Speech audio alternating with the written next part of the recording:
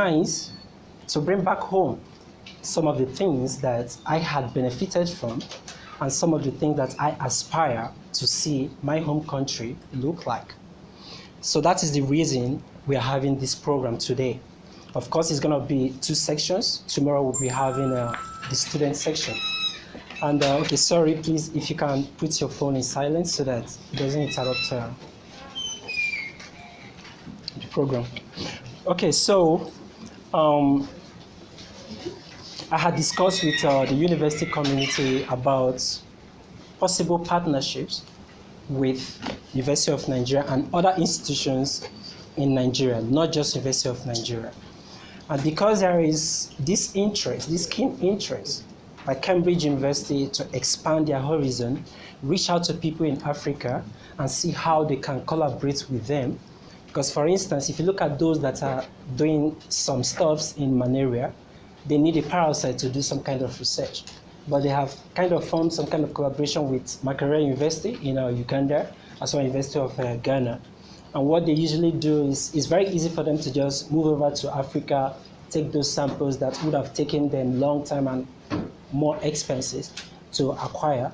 So because of those partnership, what they just do, they come together, write a combined grant in which 80% of those grants usually go to the African institution, and then maybe 20% is used to process whatever you have on the other end at University of Cambridge.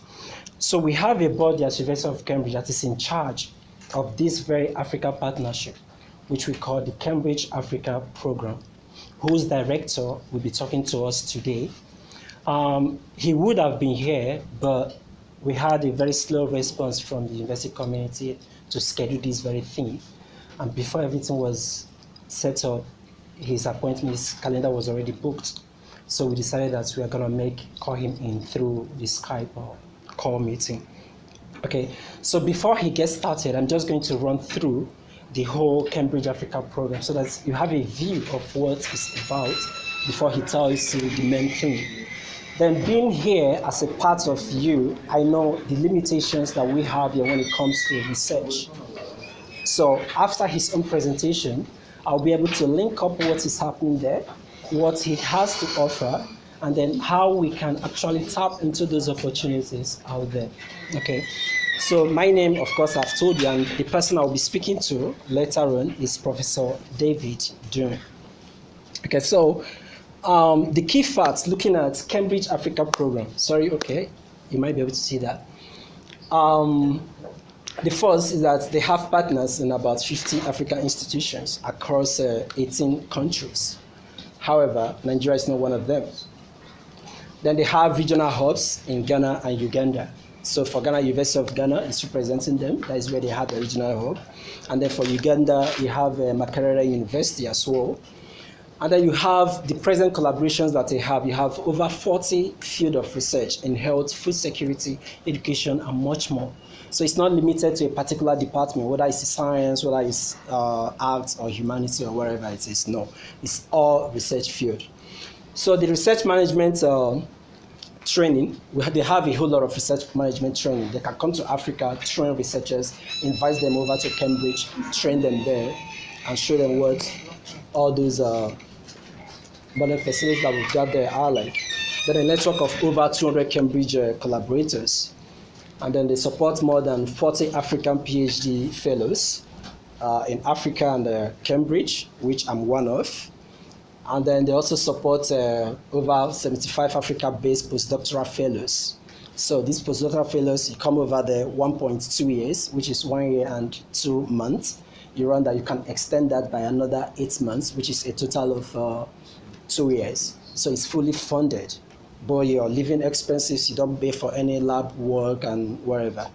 It's fully free of charge on your own part. You go there, you do research, and they pay you. And then they initiated more than 150 new Cambridge Africa research partnership, and they are still looking for more. And we have over 170 publications by African research fellows through this collaboration, the collaborative work that have resulted to these papers.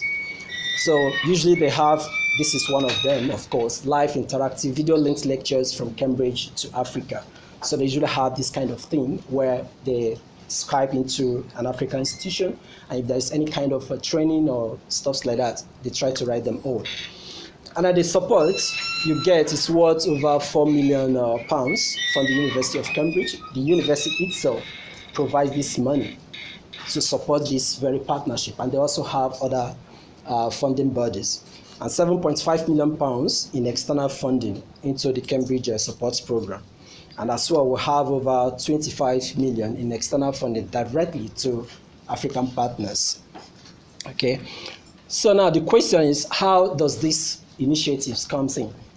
So you see that it looks as if you have two distinct division. You have the one that's specific to a particular school who has come together with Cambridge to sign those partnership. So what it means that only students, only staff members, only researchers from those institutions can access those funds. So those are the joint collaborative grants that they write together, and then 80% of those grants are usually spent on the African soil, while 20% is used to run some other management thing that you have there. So most of those things are under Wellcome Trust funded initiative, which the same director of Cambridge Africa program is also the director of the Wellcome Trust funded initiative in the UK. And so we have about 3 of them. And we have the other one, which irrespective of whether you have come as an institution to partner with Cambridge to write those grants and then acquire them, wherever you are coming, you are free to apply for them. So even right now that the University of Nigeria doesn't have any link with them, this other one, we can always go for it. The first is the Cambridge Africa PhDs, which is the scholarship I am currently on. And then you have the CAPREX, which is Cambridge Africa Partnership for Research Excellence. Anyone can apply for this. And then you have the Cambridge Africa Alvarado Research Fund. Anyone can also apply for this. Hopefully, David will be talking more about this. But this is just a summary of the countries and the time and the people that are involved, the time scale and all that. So you can see that the Cambridge Africa PhD, which is a scholarship amount, is going to elapse by 2020. Okay, so right now they're actually looking for external funders to see if they can extend that beyond 2020. And then the CAPREX, of course, ended this year. And then the MUE, which is the one from Makerere University, is going to run till 2020, but only staff members from Makerere University can get that. And then Thrive is also going to run up to 21, and only people from University of Ghana can get that.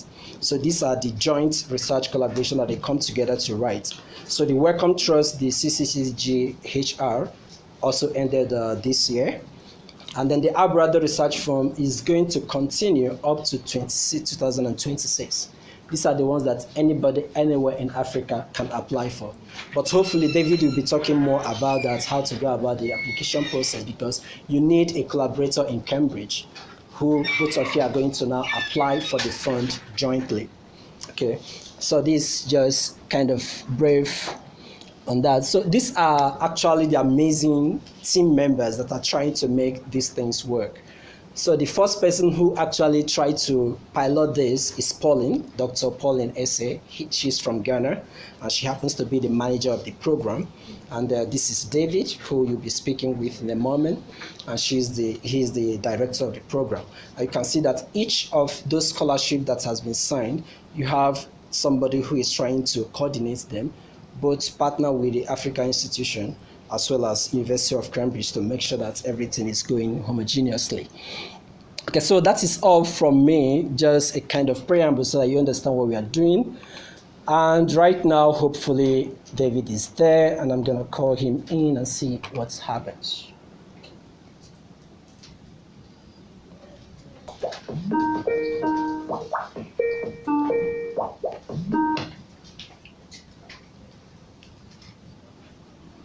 Hello, David. David, fine. I'm fine. How are you doing? Good. It's good to have you here.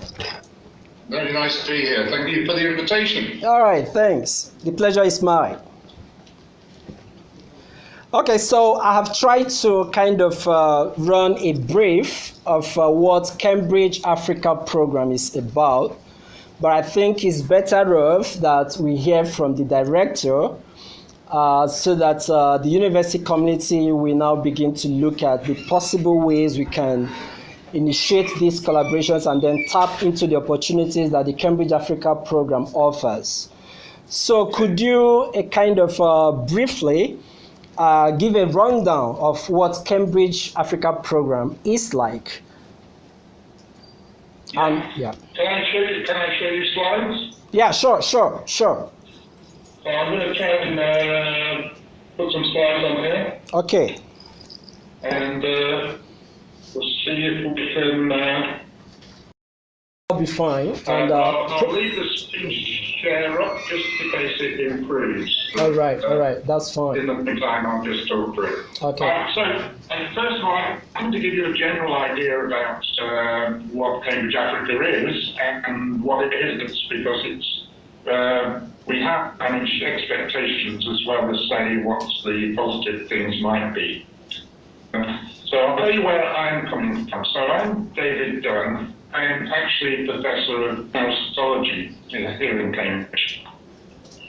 And what that means that actually I've spent 35 years in working on neglected tropical parasitic diseases in different parts of rural Africa, and all within long-term collaborations with excellent African colleagues.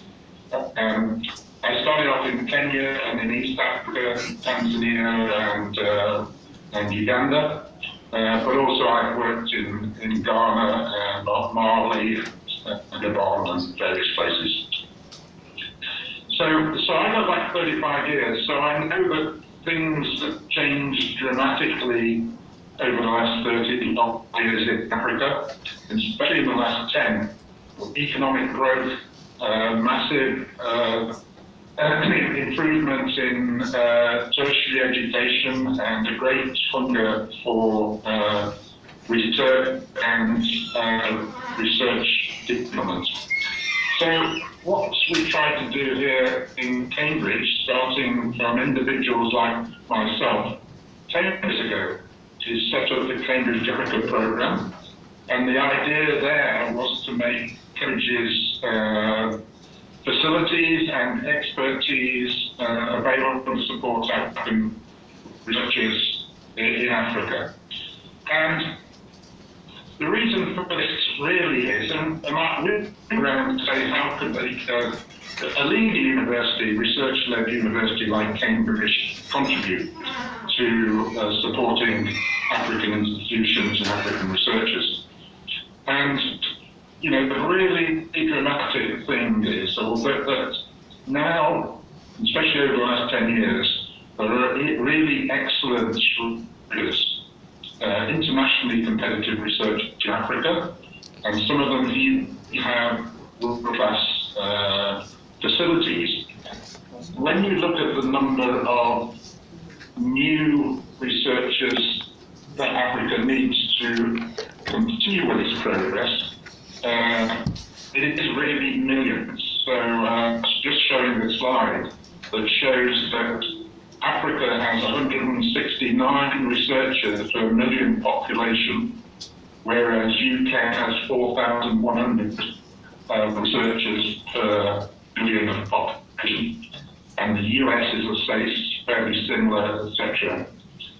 So to come up to the levels, even the average throughout the world,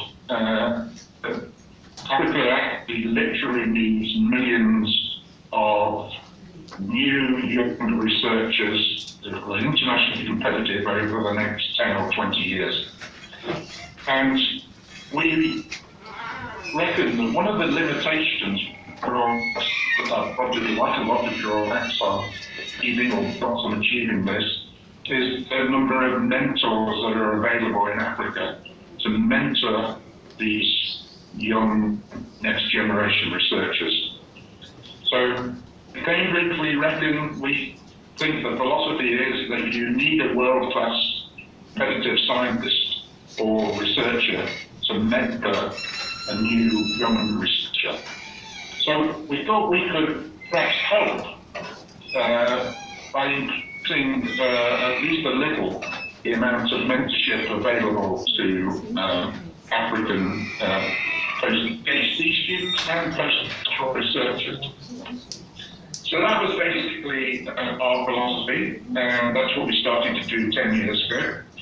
And I'll whip through. So what we're trying to do is make a contribution to support our African colleagues by helping them to bridge the mentorship gap that's needed to train these new and young talented African researchers and address African challenges. So what Cambridge Africa aims to do is make Cambridge's expertise and resource and influence readily available to support and partner African researchers in African institutes working on African priorities in Africa. And we do this through a range of capacity building and mentorship initiatives and collaborations. And as I said, what we try and do is be responsive. So these projects and initiatives are trying to be responsive to what African researchers and African research institutes tell us that they think we could provide and help them with in what disciplines, in what activities, and in what general areas of research. So, and one of our favourite models is the model of participating in initiatives to train PhD students and to do career development on postdoctoral researchers, which involve actually African PhDs in African universities, but with co-mentorship from a carefully matched Cambridge academic. So, for example, in several of our initiatives, which are in fact African-led initiatives, what Cambridge is, and they have, for example, 4-year PhDs registered in the home university in Africa with an African supervisor, but carefully matched to a Cambridge researcher who has the same interests and works in the same area. And the student can spend up to 1 year in Cambridge, but the Cambridge mentor also supports the PhD in Africa. So visits Africa, works with... Questions. I have been directed to ask for a favor from you. So since we couldn't see the slide presentation, would like to have a copy, even if it's converting it to PDF file and then sending it across so that participants can go through and then be able to correlate what you've been saying and what's present in the slides. So yeah, I don't know if you can send it to me at the end of the program. Then we are having a list going round, so we can dispatch that to participants to actually get a feel of what you've said.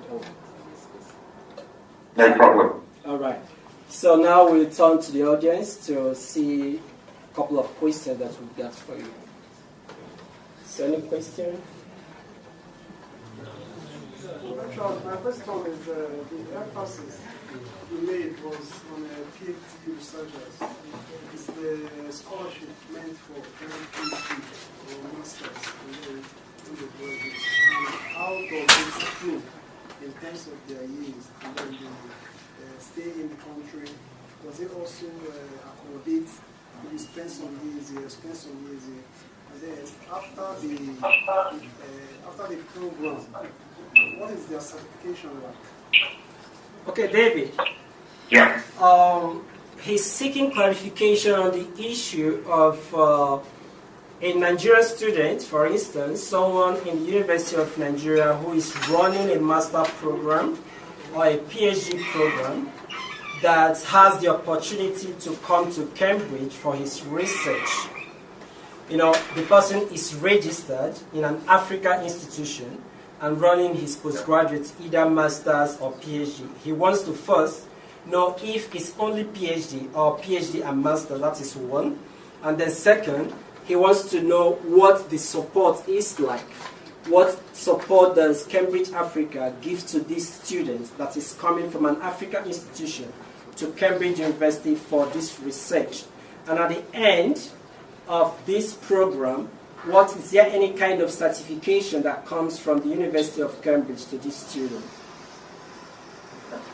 So, we can't, when we say we're supporting African PhDs in African institutions, unfortunately at the moment there's only universities that are within and are co-applicants with existing programs.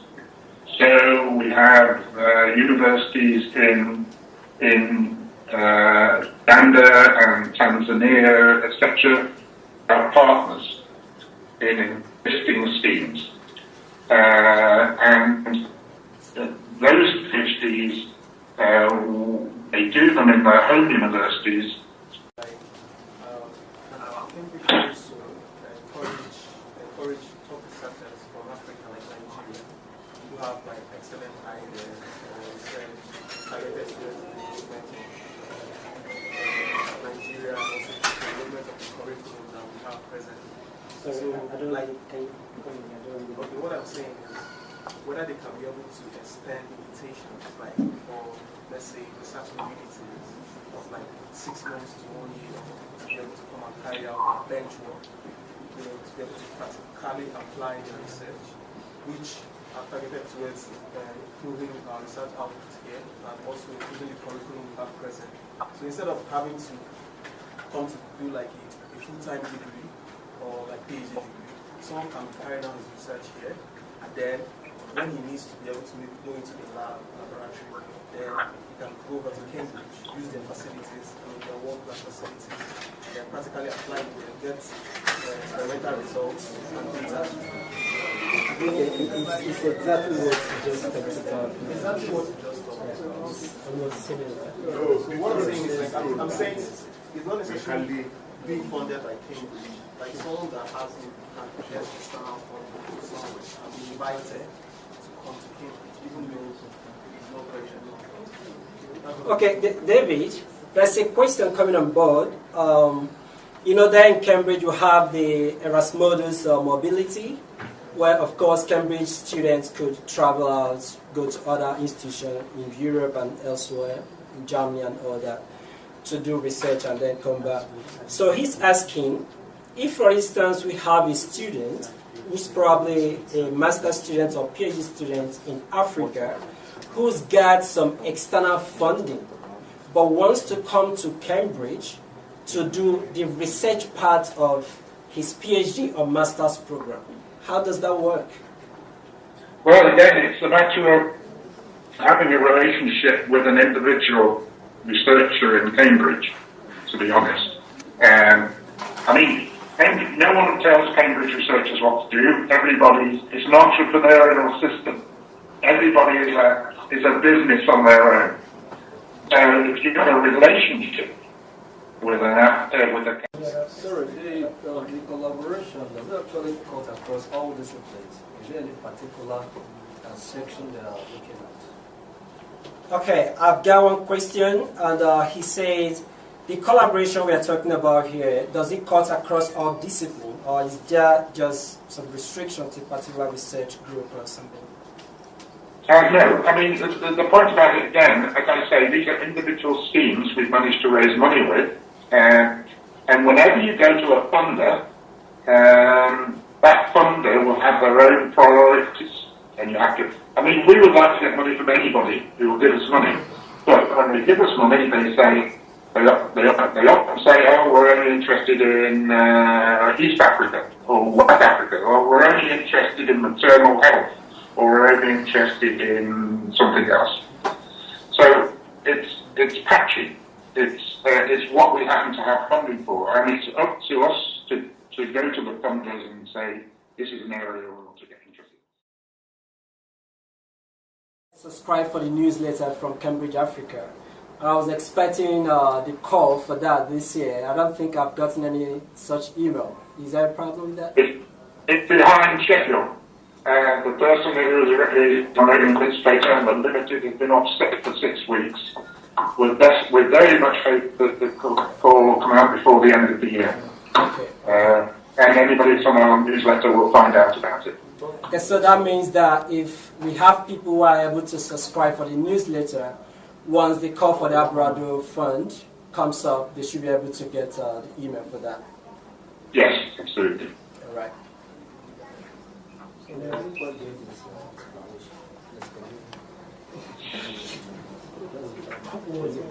About discipline.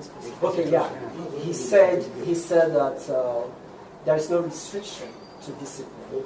Okay, that is one. Then the second of all is that, for instance, most of the funds that we get, I just told you about 2 institutions coming together to apply for a research fund. Now, the person who is providing this money might be interested in health, and is going to say that this money will only be used in research that is related to malaria. So you cannot use it for engineering things, because during the application for that fund, it was meant for malaria. But for the joint people, for the joint institution to come together and then begin to seek for such grants, it doesn't restrict any discipline. Any discipline can come together for that. And then we have the Abrado Fund, which is not restricted to anyone. Okay, that's the one I just asked him now, why I have not received the call for that. And because of some logistics, maybe we said before December the call is going to run out. So this very one, you get at a maximum of £20,000. They call it seed fund for you to use to do your research here in Africa. Okay, so it's irrespective of your discipline, your department, whatever it is, all you have to do, just follow the due process, what the application process is, apply for it, and if you get it, that's it. See another question? Okay, David, we are very, very happy to have you, and it's been an insightful moment. So, yeah, I hope the next, of course, you're not going to be present for the next. I think Pauline will be doing that, right?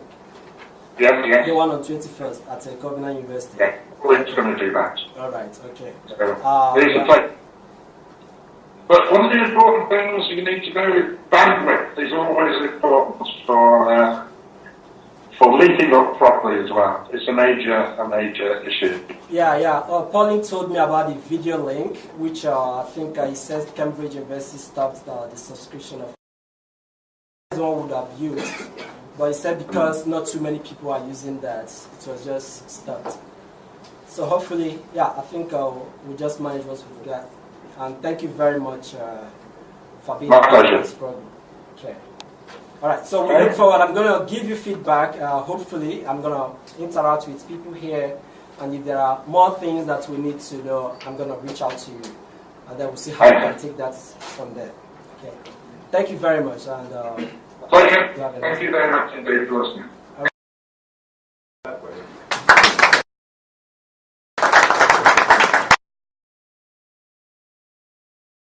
Bye. Okay, actually, I'm actually confused on how to do this. Because I have the graduate student program tomorrow, undergraduate and graduate student program. For those of you who are doing masters, or even those who are doing PhD, after I started my master's, then I got scholarship and I ran away. Okay, so even if you are doing your master's, you can actually go for another scholarship to get that experience.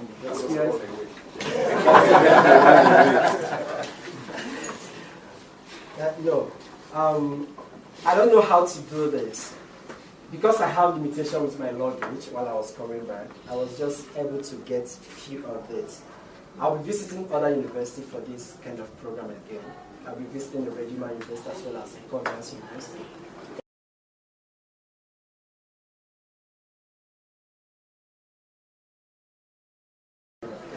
Invited me to also come to the university. So I have this that I also will be taking over there. But for here, I just have two. I don't know how to. Okay. Okay, so I'm going to drop this with the Director of International Linkage. That I'm going to drop it like that. Basic officer. Technology transfer. This with her to reach out to David to know if there's a soft copy of this. So if there is, when I'm sending the slide, I'll also send that through. I also have this. This is how it goes. No, I don't think there's more. Sorry, could you report what is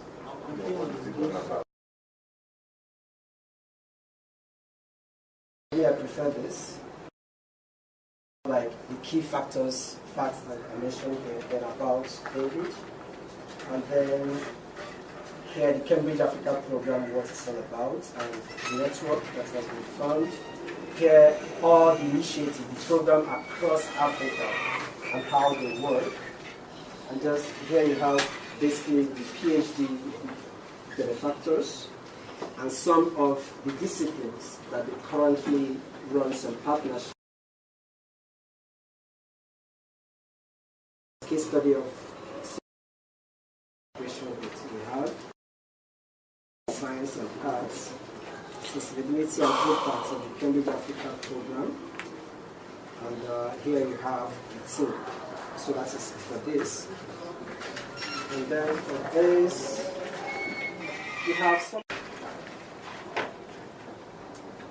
the money, which countries are getting the money, and then you have actually a comprehensive list of all the research fields that they already have collaborations with. For physical science and technology, life science, arts, humanities, and social science, executive education, business, social entrepreneurship, tech transfer, all of them. And then which Africa country they have such a partnership. Yeah, that's this one. Sorry, yeah, this one is about scholarship. That's tomorrow.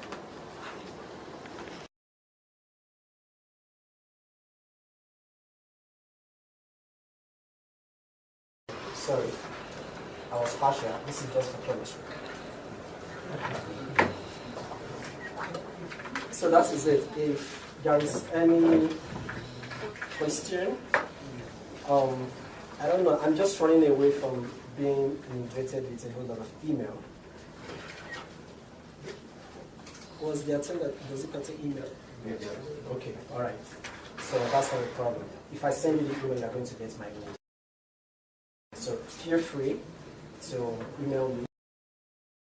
I will try to reply within 24 hours.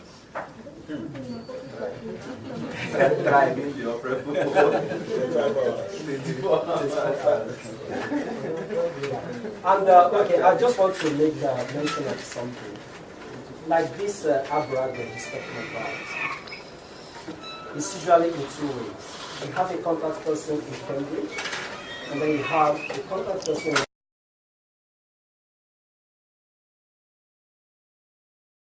This contact person in Cambridge, and telling that you want to apply for this fund, and this is the research you want to do with it. Get the video. Okay?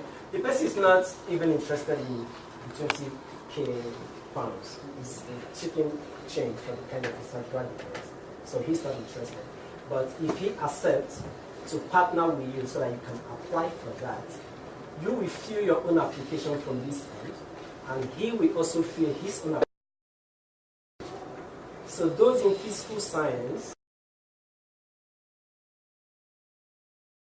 in Cambridge, I might be able to recommend someone that you can partner with to make the application. Those in arts and humanities, I might be able to do that, but it's going to take extra energy. Okay? It's just because I have a whole lot of friends across board who are from PhD students and all that. Just discuss with them, talk to the supervisor, and then we can link you.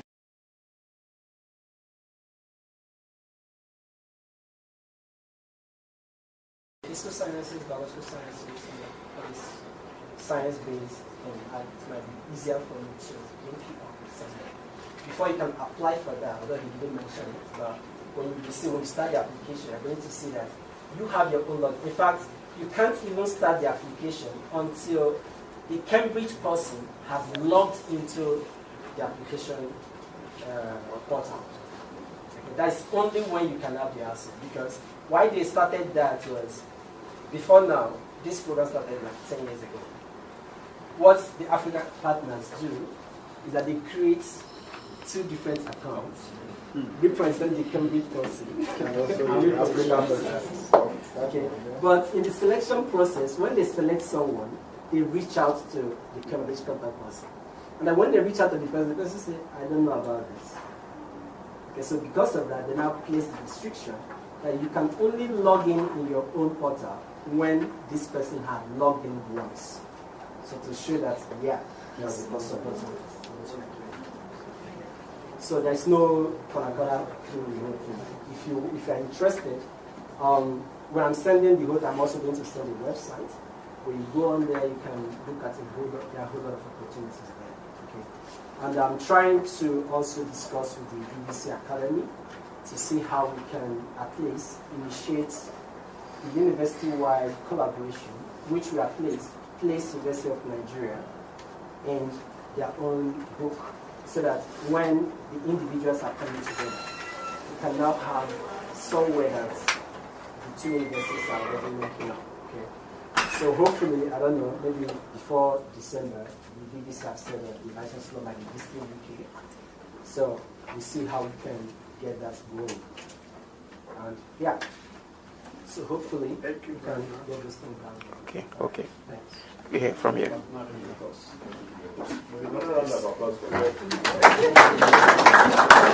out.